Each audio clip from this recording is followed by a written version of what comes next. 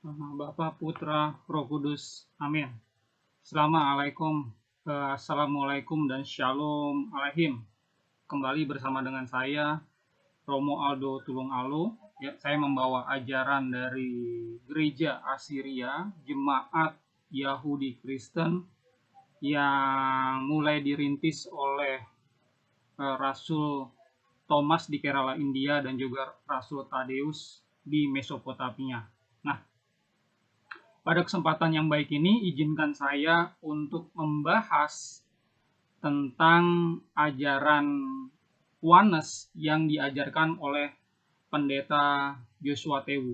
Nah, topik kali ini saya beri judul Mengajar Pendeta Joshua Tewu, ya, pengajar Oneness memahami ajaran Trinitas dari Asiria, gitu ya. Nah, saudara-saudara, kalau saudara-saudara menonton penjelasan Joshua Tewu, pendeta Joshua Tewu ini, ya, kurang lebih 1 jam 22 menit, ya, beliau mengajarkan ajaran baru di dalam kekristenan. Ya, saya bilang ajaran baru karena memang, ya, ajaran Oneness Pentakosta yang beliau ajarkan ini di Indonesia itu baru muncul di abad 20 atau tepatnya 1914. Dari mana? Dari US. Jadi ajaran ini, ya, atau gereja ini sama sekali tidak ada di abad-abad awal, gitu ya. Jadi kalau saudara menonton, ya, dari awal sampai habis penjelasan beliau ini, ya, itu sama sekali tidak menjelaskan sejarah. Ini kalau saya adalah penganut Oneness, ya, dan saya yakin ini adalah ajaran yang Yesus dan para rasul ajarkan, saya akan mencari bukti kalau ajaran Oneness ini ada di abad 1, ada di tengah-tengah jemaat Yahudi Kristen tentunya. Ya. Kenapa? Karena Injil pertama kali diajar oleh Rabi Yesus, Rabi Yeshu, Mesih Habar Allah, itu Injil diberitakan di kaum Yehuda, kaum Yahudi.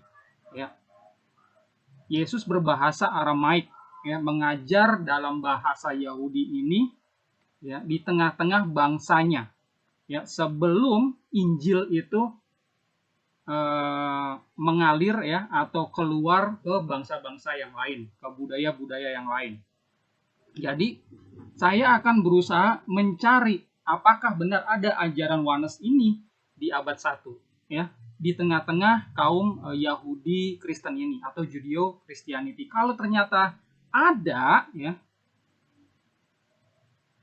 ajaran Oneness ini, lalu di abad-abad berikutnya baru muncul ajaran Trinitas, maka bisa dibilang ajaran Trinitas lah yang menyimpang atau ajaran Trinitas lah yang bias. Ya. Nah, kalau saudara menonton, ya, penjelasan beliau ini dari video ini atau videonya yang lain, ya, ada perdebatannya juga di YouTube, ya, atau penjelasan-penjelasannya yang juga di-share oleh para muridnya, ternyata sama sekali tidak mengajarkan atau tidak menyajikan bukti kalau di abad awal, ya, jemaat Yahudi Kristen ini menganut Oneness, ya. Nah, di dalam video ini, ya, beliau menguraikan, ya, di menit 6:42 sampai 10:46 beliau menjelaskan kalau kata Tritunggal itu tidak ada, tidak eksis, ya. Lalu beliau jelaskan lah, gitu ya. Lalu di menit 22:54 sampai 23:33 beliau malah menyinggung tentang tauhid Kristen, gitu ya. Ini tauhid, gitu ya. Aduh. Lalu di menit 24, ya, 24 25, ya, ya, beliau menjelaskan kalau Trinitas itu susah dipahami oleh orang-orang, gitu ya, terutama yang dari kalangan Muslim, karena apa, Tuhannya orang Kristen tuh seperti ada 3, ada Bapa, ada Anak, lalu mamanya di mana? Nah, hal ini yang saya akan counter, saya akan coba jelaskan, karena sekali lagi beliau ini nggak ngerti ajaran awal jemaat Judeo-Christianity awal gitu. Lalu ya di menit 29.50 sampai 31.44 ya. Ini adalah kesalahan fatal yang beliau share pada video ini. Beliau menjelaskan Elohim itu jamak, ya itu benar ya. Di dalam kata Ibrani ya, memang ini adalah jamak atau plural majestic. Artinya apa sebenarnya ya? Agama Israel atau agama Yahudi ini ada agama monoteis, menyembah satu Tuhan. Namun ya, satunya itu yang seperti apa? Satunya ini ternyata jamak majestic gitu ya. Nah, beliau menjelaskan jamaknya ini salah gitu. Karena sekali lagi dikaitkan dengan tauhid ya, seakan-akan Tuhannya umat Kristen itu sama seperti Tuhannya Muslim yang dengan sederhana bisa dijelaskan tauhid satu begitu aja. Gitu ya. Jadi pada saat menjelaskan kata ehad ya, itu kebalik dengan kata yahid. Nah, saudara bisa menonton ya video ini ya dari awal sampai akhir untuk memperjelas apakah yang saya uraikan ini benar atau tidak dijelaskan oleh beliau ya. Namun ya saya ingin memperjelas di sini ya bagaimana pandangan gereja Asiria ya, supaya saudara-saudara punya perbandingan ajaran pendeta Joshua Teu di abad 21 yang mengacu kepada ajaran Oneness abad 20 ini, saudara bisa bandingkan dengan ajaran Asiria abad 1 ya. Seperti apa sih ajaran Asiria abad 1? Nah, pendeta Joshua Teu ini mengangkat satu ayat yang bagus ya. Ya, di menit ke berapa ini? 3 atau 2:17 ya. Beliau mengutip satu ayat 1 Korintus 4 ayat 16. Saudara-saudara, kata-kata ini aku kenakan pada diriku sendiri dan pada Apolos karena kamu, supaya dari teladan kami kamu belajar apakah artinya ungkapan jangan melampaui yang ada tertulis gitu ya. Jadi beliau ini ingin menegaskan kalau ajaran yang benar itu jangan melampaui apa yang tertulis. Jadi semua harus ada tertulisnya. Ya, ajaran Tritunggal ada nggak? Oh, tidak ada kata Tritunggal ini. Maka menurut alirannya ini tidak benar. Sebenarnya ya, yang diajarkan menurutnya adalah satu Tuhan yang oneness tersebut. Gitu. Nah, saya akan share ya dengan ayat-ayat yang tertulis. Tapi apa yang saya ajarkan ini cukup berbeda dengan apa yang pendeta Joshua Teu dan saudara-saudara Oneness ajarkan ya. Jadi saudara perhatikan, mari kita baca ya di Yohanes 4 ayat 24. Ya, Yohanes 4 ayat 24 ya. Ini saya ambil dari Pesita atau PB bahasa Aramaik yang dipegang sebagai referensi utama oleh jemaat Asiria. Nah, bahasa Inggrisnya itu seperti ini. For God is spirit, and those who worship him must worship him in the spirit and in truth. Jadi, God is spirit ya. Allah itu adalah roh. Roh itu ya di dalam konteks budaya Yahudi abad 1 ya artinya adalah angin. Nah, coba perhatikan. Ini dia. Ya. Spirit, wind, breath ya. Roh, angin, nafas. Jadi ya di abad 1 orang Yahudi itu berpikir kalau roh itu penjelasannya adalah angin. Kok berbeda ya sama umat Kristen di abad 21 gitu ya. Angin kan itu kan udara yang bergerak gitu ya. Udara itu kan mengandung ada oksigen, ada nitrogen ya, ada partikel-partikel debu dan lain sebagainya. Nah, jangan disamakan ya. Dokumen yang kita baca ya, kitab PB ini adalah dokumen abad 1 di mana orang-orangnya dulu masih belum mengenal sains modern seperti sekarang. Bagi mereka, Tuhan itu tidak kelihatan. Ya, Tuhan di dalam bahasa Aramaiknya adalah Allah. Ya, sini ya dijelaskan ya, Ruha ya, terus Hu Ger Allah. Nah, artinya adalah roh itu Allah. Roh itu adalah Tuhan, atau Tuhan itu adalah roh. Nah, roh di dalam kacamata orang Yahudi dulu ya adalah angin. Jadi angin itu ada di mana-mana. Angin itu tidak kelihatan, ya. Tapi angin itu punya kuasa, ya. Kalau mereka ini nelayan, ya, mereka itu berangkat dari darat malam-malam menuju laut dengan bantuan angin darat. Jadi di dalam pemikiran mereka, Tuhanlah yang mendorong perahu mereka itu sampai ke tengah laut supaya bisa memancing ikan, supaya bisa dapat ikan. Gitu. Jadi pada saat mereka sudah dapetin ikannya, pagi-pagi pulang lagi gitu ya, dengan bantuan angin laut. Ya, angin, jadi mereka berpikir Tuhanlah yang menolong mereka. Itu adalah konteks budaya Yahudi pada saat itu. Nah, ini yang tidak diungkap sama pendeta Joshua Tewu karena beliau ini nggak ngerti ya, atau belum mempelajari ya ajaran abad 1 itu seperti apa gitu. Ya. Jadi apa yang saya ajarkan ini kembali lagi saya tidak menafsir ya, tapi saya mengungkap ayat itu sesuai konteks budayanya. Perhatikan kalau ya kitab-kitab PB ini tidak berasal dari Amerika, tidak berasal atau ditulis oleh rohaniawan-rohaniawan Wanes di abad 20. Ini adalah produk Yahudi di abad 1. Jadi mari kita perhatikan konteksnya. Roh itu adalah angin. Angin ada di mana-mana. Jadi orang Yahudi berpikir kalau Tuhan itu ada di mana-mana. Gitu, ya. Karena Tuhan ada di mana-mana, ya. Lalu Tuhan itu berkuasa, ya. Ada tenaganya, ada powernya gitu ya. Jadi itulah yang mereka pikirkan tentang sosok ilahi itu. Ya. Dan Tuhan itu mereka sebut Bapa. Jadi sosok Allah, Bapa ya tidak kelihatan ya seperti angin.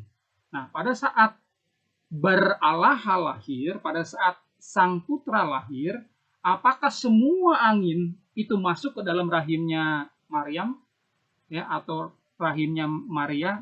Ternyata tidak ya. Hanya sebagian saja ya, roh itu masuk ke dalam rahimnya Maryam sehingga melahirkan seorang putra yang diberi nama Immanuel atau Yesus Mesiha atau Yesus Kristus ya. Jadi pada saat Yesus lahir ada angin di dalamnya, ada roh di dalamnya, dan pada saat yang bersamaan masih ada roh juga di alam ini ya. Kalau semua roh itu masuk ke dalam dirinya Yesus, maka bisa dibilang Bapa itu semuanya masuk ke dalam diri Yesus sehingga Bapa adalah Sang Putra. Tapi pada kenyataannya angin itu masih ada, tapi Sang Putra itu juga memiliki angin di dalam raganya. Nah, di mana ayatnya yang menyatakan angin itu masih ada? Nah, saudara bisa catat ayatnya atau kita sama-sama bisa baca di Matius 8 ayat 24 ya. Sekali lagi kalau saudara-saudara saya ajak ya saudara-saudara untuk mempelajari kitab Pesita bahasa Aramaik ini, tapi kalau saudara ingin cek ke Yunaninya pun ya, kata roh ini pun ya artinya tetap ya adalah angin. Gitu ya. Oke, Matius 8 ayat 24 ya. Dari Lamsa saya bacakan terjemahan Inggrisnya. And behold, the sea became very rough, so the boat was almost covered by the waves, but Jesus was asleep. Ya. Ini waves ya, diterjemahkan waves. Gitu ya. Tapi ininya katanya itu adalah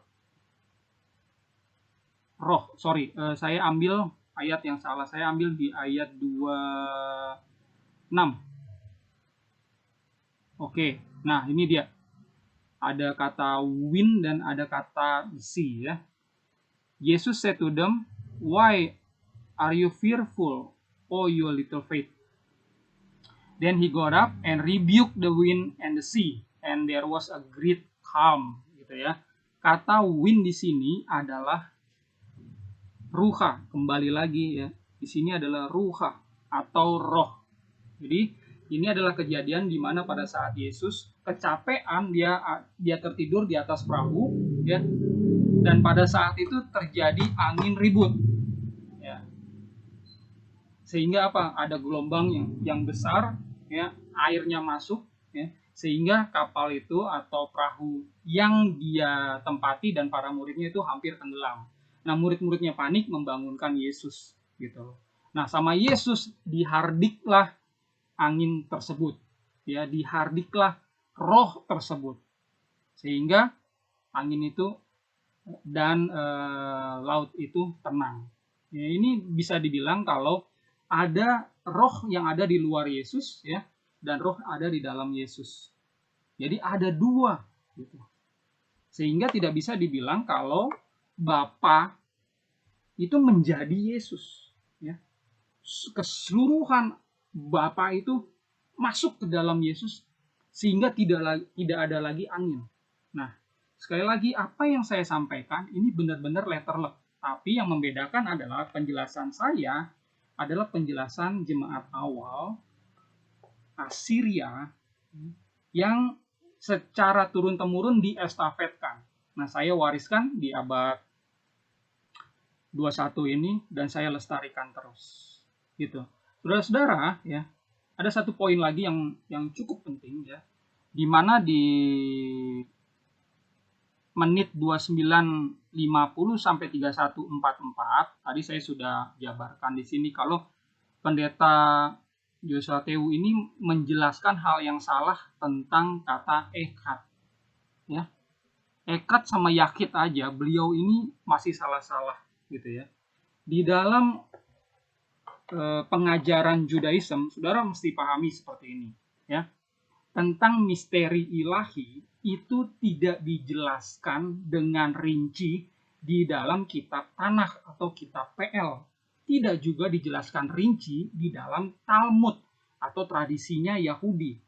Tetapi baru rinci ya setelah kitab Zohar itu ditulis di abad 2 setelah Yesus. Yesus ada di abad 1. Nah, di kitab Zohar itulah dirinci tentang konsep keilahian Judaism itu seperti apa. Ternyata Elohim ya atau Ein Sof itu sempat mewujud ya atau digambarkan mewujud ya. Ada 10 channeling, ada 10 wujud yang disebut Sefirot. Ya. Ada Bapa, ada Ibu, ada Anak dan lain sebagainya. Semua ada 10.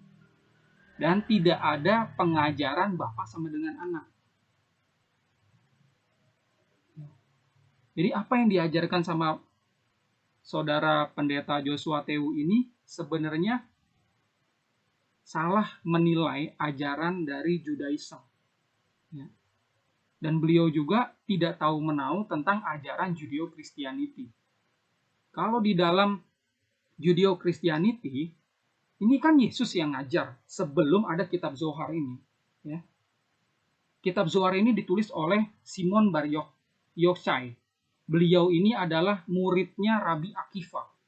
Ya, beliau ini lahir hidup di abad 2. Gitu ya. Nah, Yesus sebelumnya di abad 1 sudah menjelaskan hal yang memang lebih rumit daripada penjelasan Tuhan itu satu ya. Nah, Yesus menjelaskan kalau Tuhan itu Bapa, Putra, Roh dan Chat ya. Yesus itu berbahasa Aramaik ya, bukan berbahasa Ibrani. Jadi kata Chat artinya itu satu, artinya juga satu kesatuan. Ya, jadi jangan ayat itu dicabut di luar konteks seakan-akan ini ayat yang menulis adalah orang dari Amerika, rohaniawan dari Wanes gitu. Jadi kalau di sini tertulis satu ya satu, nggak bisa seperti itu. Ya, ini adalah dokumen Yahudi, jadi kita mesti melihatnya secara wajar. Ini adalah ajaran Yahudi. Nah, kita melihat itu dengan kacamata netral. Ya. Oh, had ini artinya adalah satu dan satu kesatuan. Nah, satu kesatuan apa? Ya mau Tuhan ada 3 kek, mau ada 4 kek, mau ada 1000, itu satu kesatuan. Nah, karena Yesus mengajarkan Bapa, Putra, Roh, maka 3 itulah yang satu. Itu ya. Jadi, saudara mesti pahami, ya, saudara penonton mesti wise ya dalam menilai pengajaran. Ya, saudara bisa bandingkan ajaran Asiria ini dengan ajaran Wanes yang dibawa oleh saudara pendeta ini. Lalu saya jelaskan lagi di menit 24 ayat 25 ya. Beliau tadi mencatat atau menyebutkan kalau konsep Trinitas ini membingungkan. Ya, ada Bapa, ada Putra, terus ibunya mana gitu. Nah, inilah ketidaktahuan karena memang tidak memahami ajaran dari Asiria ya. Saudara-saudara, ya, dari ribuan aliran kekristenan yang memelihara ajaran dengan konteks Yahudi dengan kental ya, itu kalau saya pikir ya, saya nilai itu cuma satu, yaitu ajaran dari gereja Asiria ini. Liturginya Aramaik, kitabnya juga Aramaik, PLTB Aramaik. Ya, sebagian ya jemaat mereka oe-oe gitu ya, lahir diajarin bahasanya Yesus, bahasanya Aramaik gitu. Jadi mereka ngerti ya. Kalau kita nggak tahu ya, saya nggak tahu, saya belajar dari mereka gitu ya. Bahasanya Yesus ini bahasa unik dan banyak yang mau melestarikannya. Dan tentang ya sosok mama atau bunda ya, baik di dalam Judaism maupun di dalam kekristenan awal, Judeo Christianity, ini ada gitu ya. Jadi kalau saudara-saudara belajar sosok bunda ilahi di dalam Judaism, di dalam Talmud sendiri itu ada ya. Namanya adalah Shekinah. Ya, itu adalah aspek feminin dari Allah Sang Bapa, sehingga bisa disebut bunda. Ya, bunda ilahi. Nah, kalau di dalam kitab Zoharnya mereka itu lebih jelas lagi ya. Salah satu sepira ya yang ada adalah bunda. Itu jelas gitu. Nah, kalau di dalam kekristenan awal, Roh Kudus ini adalah bunda. Ya, bisa disebut sebagai bunda kenapa? Karena kata roh ya, ini bentuknya adalah feminin. Ya, bukan maskulin. Jadi Bapa, Putra, Roh atau Bapa, Putra, Bunda, Roh Kudus. Namun pada saat kata roh ini diterjemahkan ke Yunani dan Latin, ya, gendernya itu bergeser, ya. Dari yang tadinya adalah wanita feminin ya, menjadi netral dan maskulin. Makanya pada saat diterjemahkan berbeda, ya. Saya pikir itu aja yang bisa saya share. Saudara-saudara jangan heran kalau misalnya ajaran abad 1 kok bisa berbeda ya sama ajaran abad 20. Nah, saudara-saudara terima aja perbedaan ini ya. Saudara bisa pilih ajaran mana yang membuat saudara srek, itulah yang saudara ambil gitu ya. Kalau saudara nggak srek sama ajaran Asiria, saudara tidak masalah gitu. Tapi ini adalah ajaran awal yang saya share di sini. Baik, itu aja yang saya bisa share pada kesempatan kali ini. Semoga ini bisa membuka wawasan saudara-saudara. Saya pamit undur diri. Assalamualaikum. Shalom aleihim. Assalamualaikum.